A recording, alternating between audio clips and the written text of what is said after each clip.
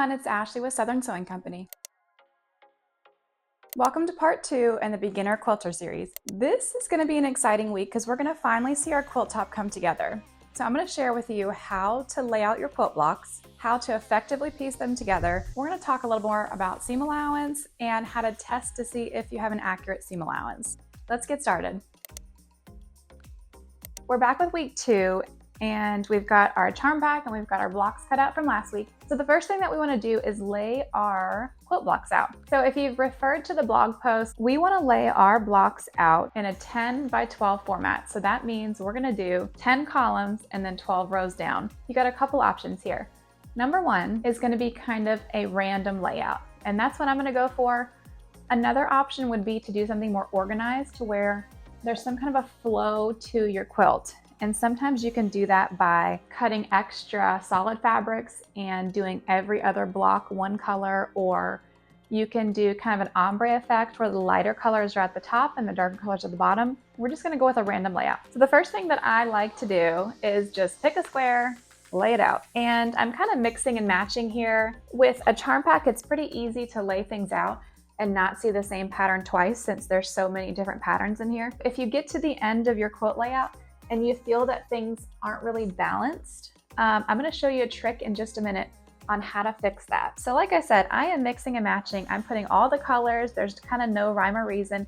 I'm just making sure that the same patterns and the same colors aren't really touching each other too much. Finished quilt size for this is going to be 45 by 54 inches. If you want to save yourself a little trouble and you're not quite sure what layout you want to go with, there's a link in the description box below for a PDF download for a coloring page for this quilt that I designed.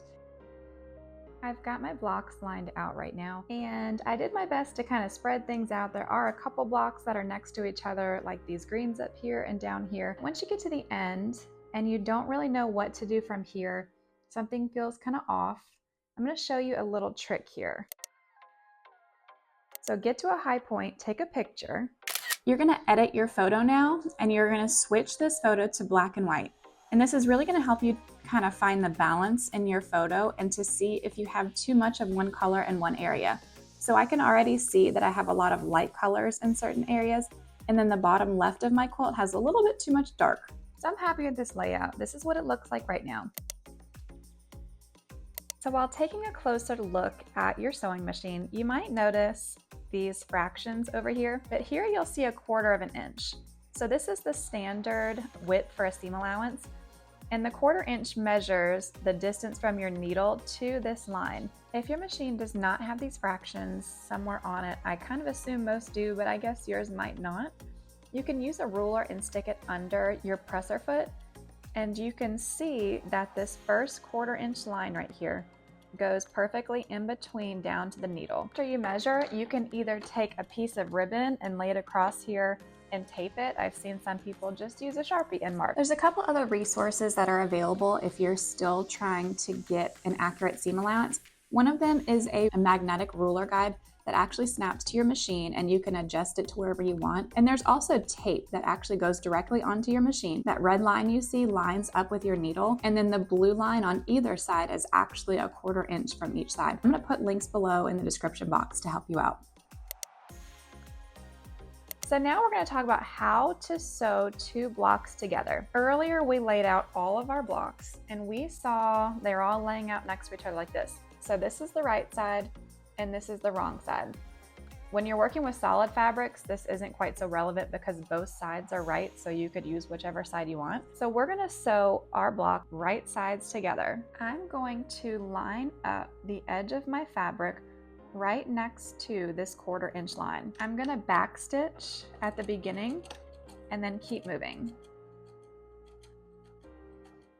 So as I continue sewing, the edge of my fabric stays aligned with the 1/4 inch seam allowance until you get to the end, and then you can back stitch again. If you are wondering as to if you're sewing an accurate 1/4 inch seam allowance, I'm going to show you a little trick on how you can test to see if you're sewing accurately. So here we have one of our 5-inch blocks from our charm pack. I'm going to cut this in half. So I'm going to have 2 2.5 by 5-inch blocks here. I'm going to take this to my sewing machine and I'm going to sew them together using a 1/4 inch seam allowance. and then I'll meet you back here. I've got my 2 blocks sewn together using a 1/4 inch seam allowance. So I'm going to open these up and I'm just going to finger press them. If you want to go through the trouble of ironing, you certainly can. So now that we finger press this open, your block should measure 4.5 by 5 inches. The other thing to note is your length is the same all the way down, meaning that you're sewing in a straight line. If your block is a little longer up here and a little shorter down here, that means that you haven't sewn a straight line, and you can probably tell. You can look on the back and see.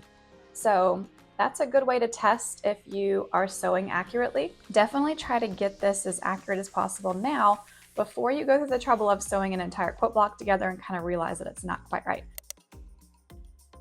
So now we're going to talk about how to effectively sew together our quilt top. So we have 120 blocks laying on the floor right now, and I've pulled this up into my Affinity design program just to show you. So if you are looking down at your quilt fabric laying on the ground, let's assume that this block right here, the top left, is number 1. So I'm going to flip over this other diagram.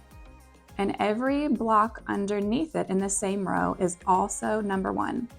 Then we have number 2, number 3, all the way up to 10. So keep these numbers in mind.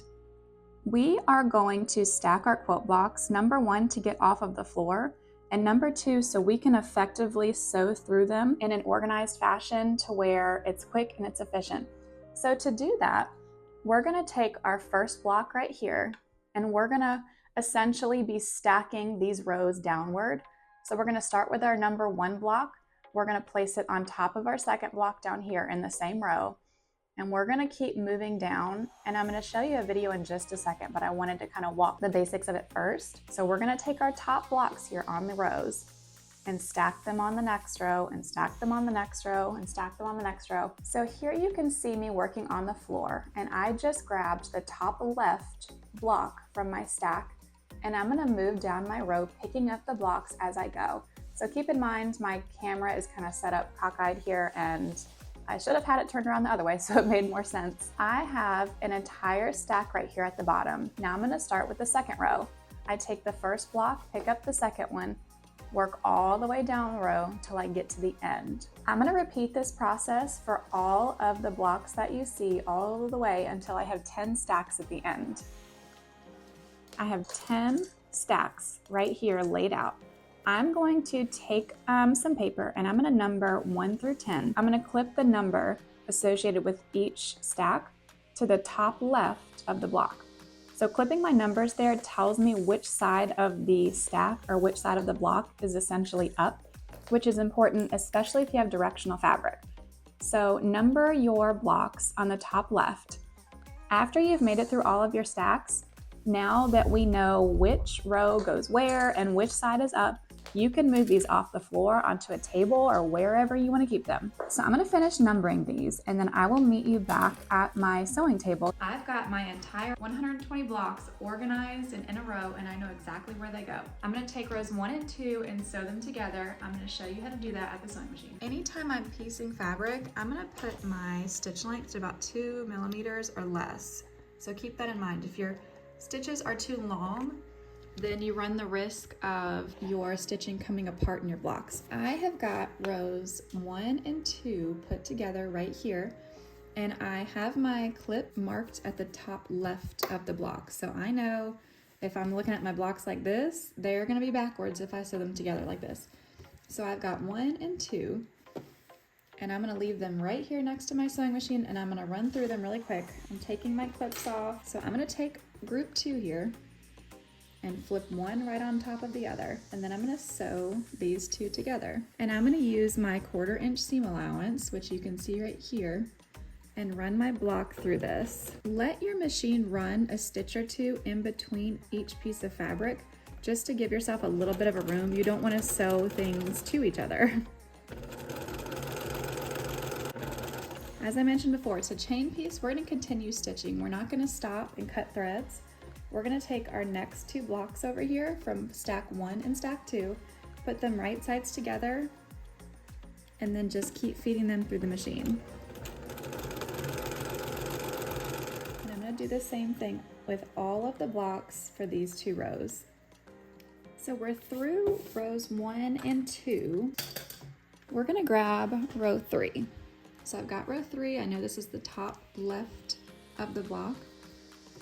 And we're either you can either cut your thread from here or use your thread cutter button.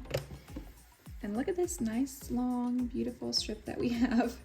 So we're gonna pull this back through our machine, and we're just basically adding another row to it all the way down the quilt. So I'm gonna go ahead and cut my thread catcher and start it for a new row. So for my first set of blocks here, I'm gonna open them up, and over here I have my third set of blocks here. So I'm gonna take the clip off of that and the number 3. I'm gonna take this block and I'm gonna put it right sides together with row 2. And I'm just gonna run this right through my machine. When we get to the next set of blocks, we're gonna open it up, grab one from our stack, and it's gonna go right on top of the last block in row 2. It's easier for me to put my fabric on this side because I know that this is the left side of the block and I need this matched up with this side. So they're kind of closer, and in my brain it's easier. But I'm just gonna work down this one.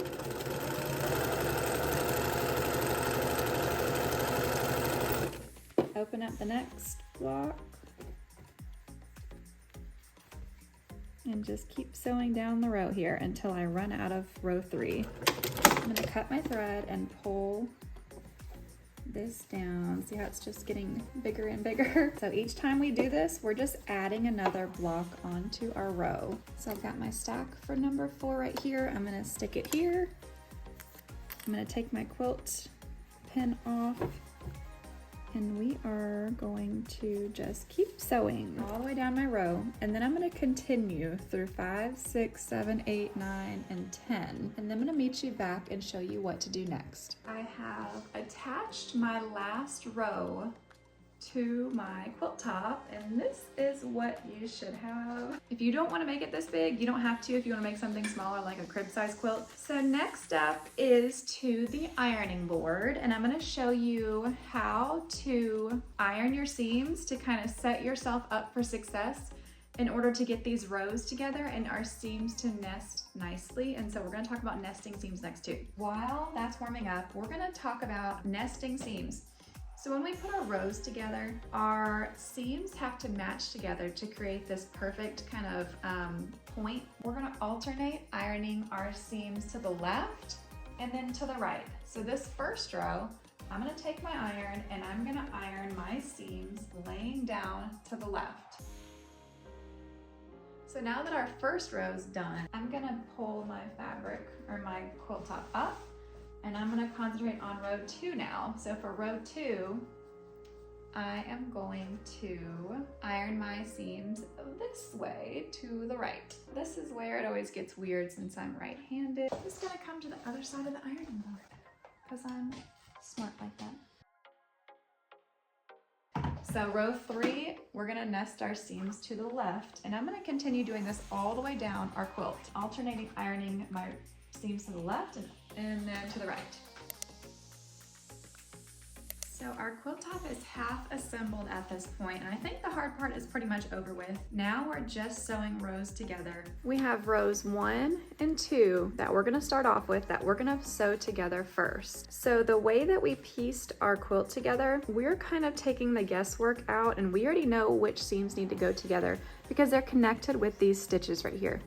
So we're gonna put these 2 rows right sides together, and we're gonna start at one end, and we're gonna clip down the row to make sure that our seams stay nested. You can see row 1 here has the seams going this way, and row 2 has the seams going this way. So we're gonna butt these 2 up together. So I've actually unclipped this just so you can get a better idea. So we are essentially lining these 2 up so that they perfectly touch next to each other and they nest. And you'll see once we sew them together, it's gonna create a really nice point that comes together. Sometimes it's impossible to get them perfectly straight, and that's okay. If you find that your seams are not matching up correctly, this could mean that there is a problem with your seam allowance. So take this time to check down your block and make sure your seam allowances are both accurate and they're straight.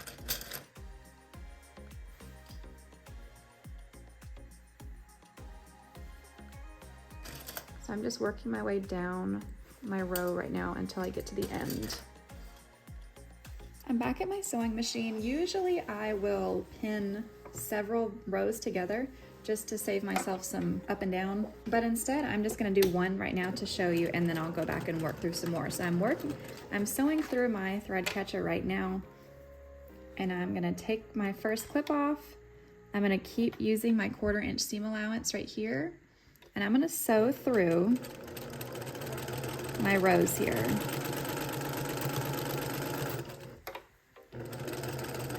So right before I get to my nested seam, I'm gonna take my clip out and double check that nothing has moved, and I'm gonna hold it all the way through. I'm also making sure that both of my block edges stay aligned. Sometimes things can get a little weird.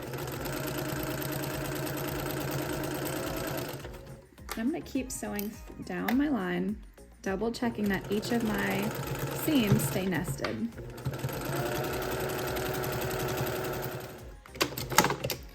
So we made it through our first row. Your seams should come together in this perfect little formation here. So as you can see, not all of them are perfect, and I'm okay with that. I am not a perfectionist when it comes to quilting. I would much rather have, that one's kind of off.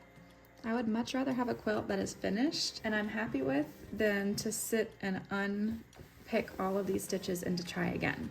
Now that we have our first 2 rows sewn together, I'm gonna go through row by row and I'm gonna pin my seams together. And usually I kind of do alternating rows. So I clip this one together, I'll skip this one, I pinned the next one, and I'm gonna do this all the way down the quilt. I'm gonna sew these together, and then I'm gonna come back and pin the next group. So I'm going to get to work sewing these rows, and I will meet you back here with a finished quilt top. It's finished! Look at this, okay. Our quilt top is pieced together. Last thing to do is to iron it. So I'm gonna iron all of my seams downward, and then I'm gonna flip my quilt top over to the front, and I'm just gonna give it a really good iron. If you're enjoying the Beginner Quilter series, please like and subscribe for more. Stay tuned, because next week we are gonna talk about batting, backing, and basting, that's a mouthful, and how to get a quilt sandwich together in preparation to quilt our quilt. So I'll see you next week.